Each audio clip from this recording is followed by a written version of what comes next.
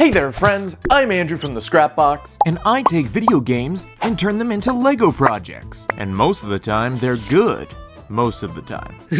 Today, we're going back into the world of Pokemon. We've turned many Pokemon into Lego creations before, but this time we've got something new. Pokemon Winds and Waves, with 3 brand new starters. Look at these cute little gremlins.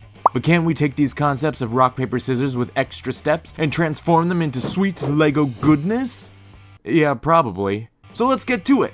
From the makers of Firecat and Firebird comes something completely new that we've never seen before. Fire Dog Pon Bon, half Pomeranian, half bonfire. With a body temp of 3,000 degrees, this dog needs a base. But with so many dogs to choose from, where to begin?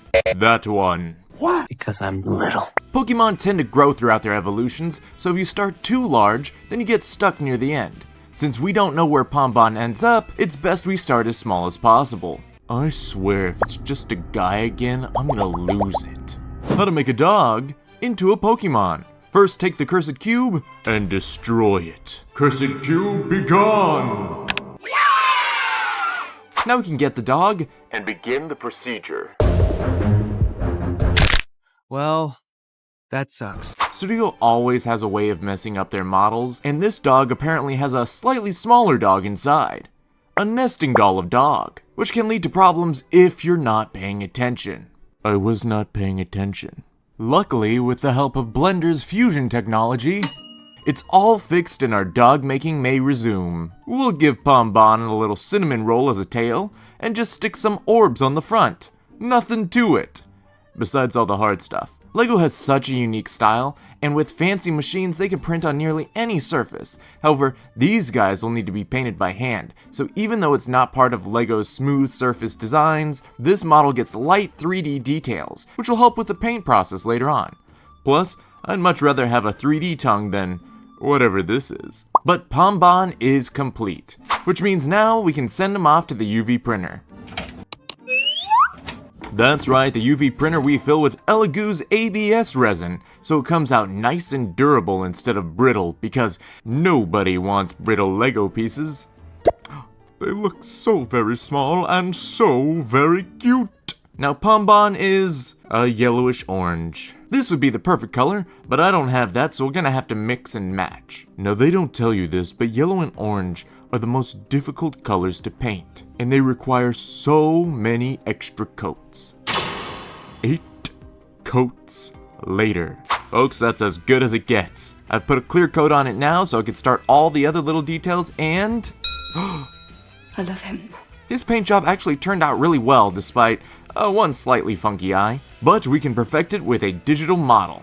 Just add a little bit of this and that, and now that's a good boy. But why stop there? We could add some bones, make an entire skeleton, and why not? Let's build ourselves a complete cave system with ambient lighting and a 2D monster dog head for some reason, and that way we can make this.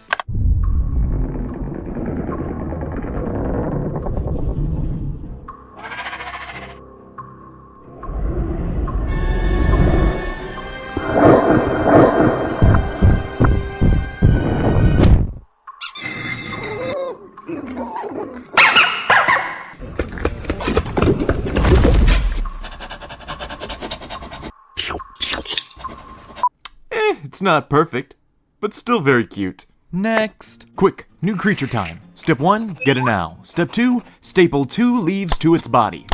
It's never been done before. Brout. Part owl, part sprout. Now with an added bee. He's also one of the extras in the Angry Birds movie. You'd think we'd use one of these figures as a base, but never in a million years would you guess what the base mold for this guy's gonna be. Go on, guess. I'll give you 5 seconds.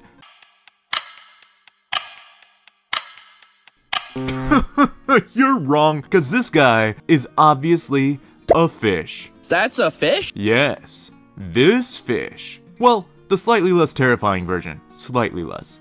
Turns out his Lego model, without a tail, is very bird-like. Look, you're just gonna have to trust me on this one. I don't trust you.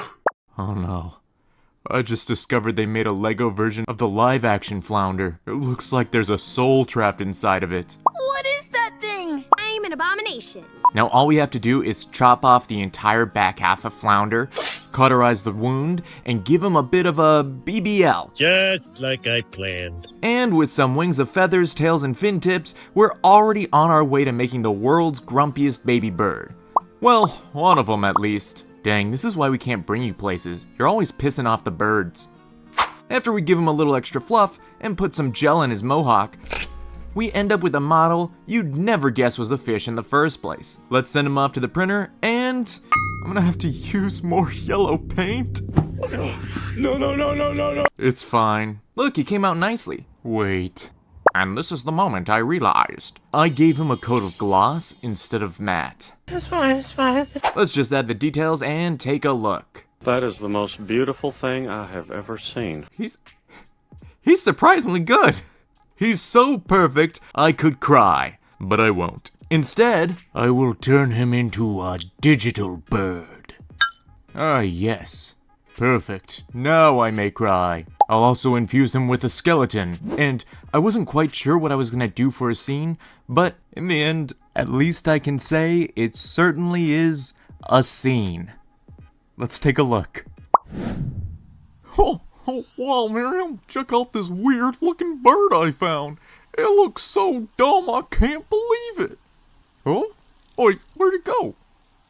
Where'd you run off to, little dummy? Oh, I bet I'll find you. Oh, found you. Uh-oh. Miriam's just to start the car.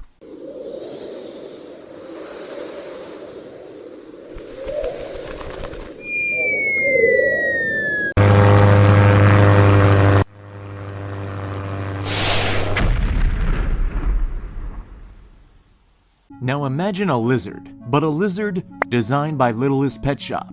That's Geckua. One half gecko, one half aqua. We've never seen anything like it before! And everybody knows about the Friends lizard, and Frozen even has one in blue. There's just one problem. It doesn't exist. What? It doesn't exist. Nowhere in this Forsaken program do they have that lizard, or any lizards. This behemoth is the closest you can get, and I had to do an internet deep dive to get this regular chameleon, so that's gonna have to do. You know how this goes.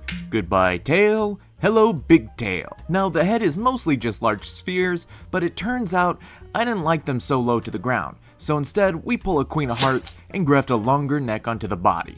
And with all that connected and the basics of the body down, it's time for the details. And Geckua's design has one detail that has to be present despite being very un-Lego-like. While these two can pass with normal Lego animal eyes, Geckua's eyes are a unique and central feature to their design. So I'm gonna have to fudge the Lego limits a bit to make the eyes work, but what are you gonna do?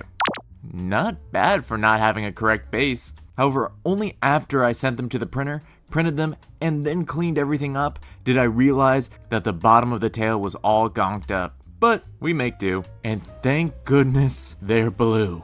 I had finished painting Geckua in their entirety in less time than it took to paint the yellow on Brout.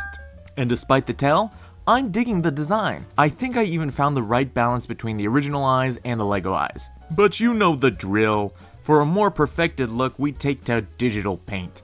And honestly, I was nervous starting this one, but it turned out great. I mean, that looks like something that comes straight out of a Lego set. And as I set up the skeleton, I have to tell you, there was only one scene I could possibly do for Geckua. I had no other choice. And it required creating an entire Switch, as well as a bunch of custom Pokemon icons. So while I quickly draw those, it's the perfect time to thank all of my Patreon members. You guys are the reason I can do goofy side bits, learn animation techniques, and even spend 45 minutes drawing a bunch of emojis when only a couple appear in the bit for about 3 seconds. Your support lets me keep things weird and fun, so thank you guys, honestly, from the bottom of my heart. And as I wrap up these icons, I'm sure some of you know exactly what this will be, and I will say, it would have been a lot easier to animate with an actual lizard model instead of a Lego one, but here we go. Geckua, Geckua, Geckua, Geckua, Geckua, Geckua, Geckua, Geckua, Geckua, Geckua, Geckua, Geckua, Geckua, Geckua, Geckua, Geckua, Geckua, Geckua, Geckua, Geckua, Geckua.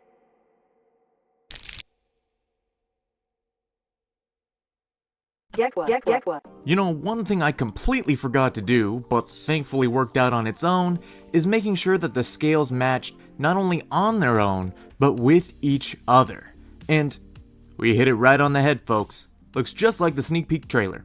While these aren't good paint jobs to someone who does like Warhammer or D&D minis, they're definitely great progress compared to my old stuff. I mean, yikes. I do need to learn how to use an airbrush, and somewhere I have a basic kit, but I haven't had the time or the space to set it up. But still, progress is progress. And putting all of these tiny little guys next to each other just makes me happy. The current rumor is we might get actual minifigures this year, but I've heard that rumor pop up and die a couple times, so we'll see. Here's hoping though. You did it! You survived until the end. Congratulations! I've been really trying to work on my animation skills, as you can probably tell from the video, because I really want to do more of that. I want to be able to tell my own stories someday and make my own videos. That would be a lot of fun. So, as you reach the end of the video, make sure to do all the YouTube things. Like, comment, subscribe, you know the ordeal.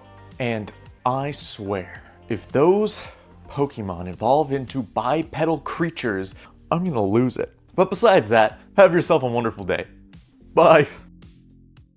Geckua, Geckua, Geckua, Geckua, Geckua, Geckua.